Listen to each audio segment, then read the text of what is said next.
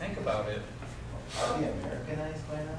well, see, that's the thing. It's like, you know, even if they have these hard and valid reasons for hating Castro, for, you know, isolating and killing their, you know, family members, having a very, very different way of wanting to do things in Castro, or in Cuba, you know, they're going to go back, a lot of them. And even though some of them have been able to retain ties, I think it's not a guarantee that mainland Cubans are going to say, oh yeah, here's our lost Cuban brothers, they're going to be, and sisters, they're going to look different, and they're going to have different priorities.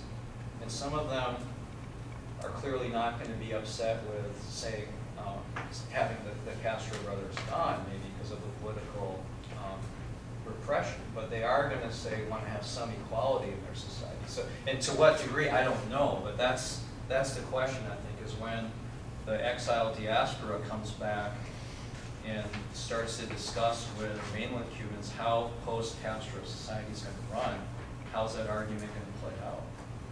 Is there going to be an argument? I think there is, but to what degree, I don't know. But that's a really good question. Let's see. We've got 5 minutes left. Bob.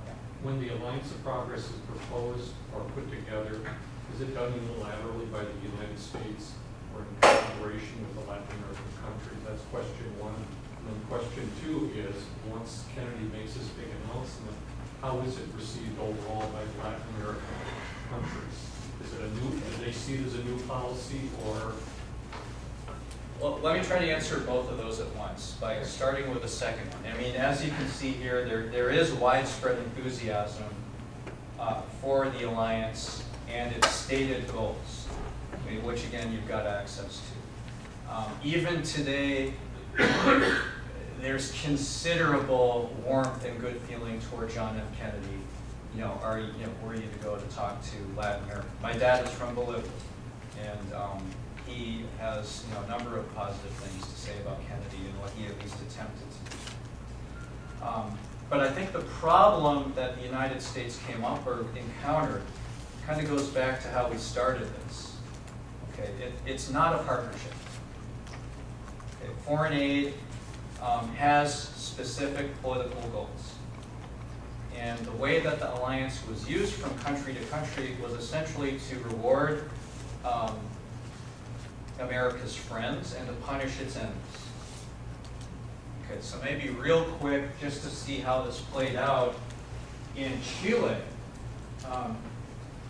a moderate reformer named Eduardo Frei had come to power. And so there was a lot of effort in sustaining Frei in power. Okay, if you know who Salvador Allende is, the socialist who was elected in 1970, he was already in the political mix. The United States wanted nothing to do with Salvador Allende, so alliance funds were essentially directed to promote Eduardo Frei's brand of moderate politics and capitalist economics. Okay. On the other hand, if you look at Brazil, what had happened? In '61, a leader named João Goulart had come to power. Okay. He was a leftist. He wasn't a communist. Americans ultimately come to be convinced that he is. He tolerated communists. You know, he would let them practice communism, he would work with them, and so that was kind of, well, not to make a pun, but a red flag to the State Department. That's not good. He pursued an independent foreign policy. You know, after '59, the U.S. is telling all of these Latin American countries, you know, Cuba is horrible. In fact, you should all break relations with them and not have anything to do with them.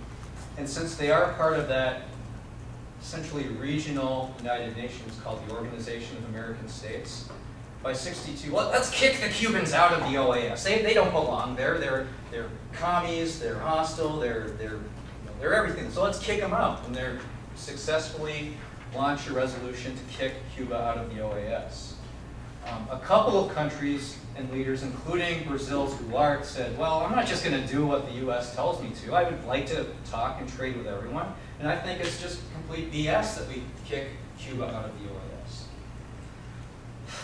You know, the U.S., they're kind of tearing their hair out. They don't like Goulart. There's no one else they really think they can work with through the early '60s. So okay, fine, so we'll give you alliance aid. But as time goes on, they start to get tough with Goulart. Okay, and they start to demand very, very rigid strings attached to the aid, kind of like what we discussed earlier. And ultimately it comes to this. This is the best example, and I'll close with this. The U.S. eventually says, we can't work with Goulart. We tell them that your aid package proposals have to be more like ours. You have to be more worried about inflation. You have to be more anti-communist than you are. You need to be harsher with the labor unions. So eventually they say, we're done with Goulart. So what Alliance Aid does is this. They start to channel Alliance for Progress aid away from aid going to the national government in Brasilia, and they start ferreting out to state governments in Brazil. Okay. And guess which state governments get the aid? Like if there was an Alliance for Progress for the United States, and you started doing this and you didn't like President Obama, what states would you target for aid? Red states. Red states, so maybe Arizona, Alaska, maybe. I mean, but that's what they did. They identified, the U.S. identified specific states in Brazil that had governors that were very, very hostile to Goulart, and they started giving them the aid. And like right next door, you could have another state with abject poverty, and you'd have an anti-American governor. Oh, it's like Seinfeld, no soup for you, no aid for you. No, seriously, that's what they would do. And so you aid the anti-Goulart elements, and ultimately they're also befriending and establishing closer ties with the Brazilian military, which was overwhelmingly anti-Goulart.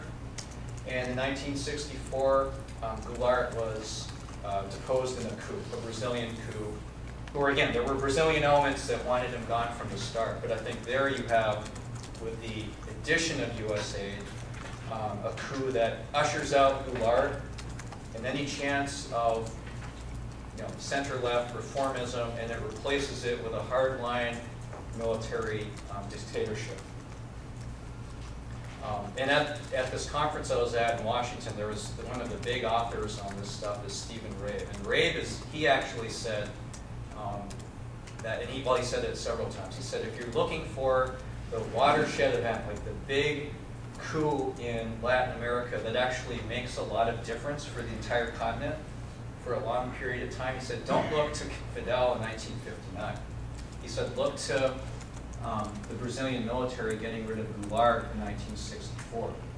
Because he said that becomes the model for subsequent or like-minded constituencies and anti-leftist factions in places like Argentina, Chile, Bolivia, maybe in some senses Peru.